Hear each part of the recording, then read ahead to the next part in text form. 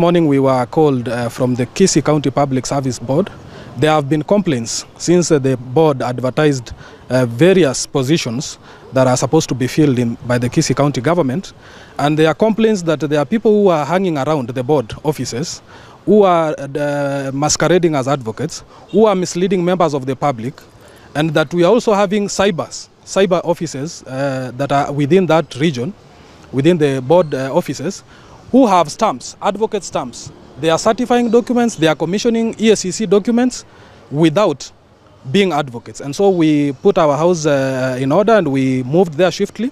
We were assisted by the Kisii police station. We were given 2 officers. We got to the place, we got to a cyber. We sent one of the people who wanted to get services. They went to that place.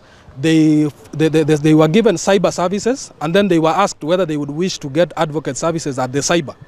They were assisted by that person who was serving at the counter of the cyber. Their documents were stamped, their documents were commissioned, and it's at that point that we came in and we found them in the process of executing duties that are for advocates when they are not advocates. Today we managed to arrest 3 of them, together with the stamps they were using. We did call the advocates that their stamps were being used, and they confirmed to us that they don't know such individuals, and they said suspects are already in custody.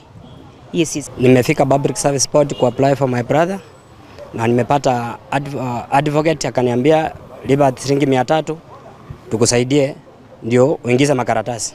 So our governor alisema hakuna mambo na pesa kupeleka makaratasi kwa board, na ndio nimeshangaa mbona tena tunapata watu wamesimama kwa gate wanatuambia tupeane pesa. So na ilikuwa exercise ya free, so wacha waanze kuharibia governor CV yake, aende kufanya kazi yake. Mimi nitapeleka hivi vitu na tutahakikisha mtoto apewe haki yake. Because I was not aware what is going on. And then from there they asked me who signed for you. I directed them to the man who signed for me. They arrested the man. He's at the Kisii Central Police.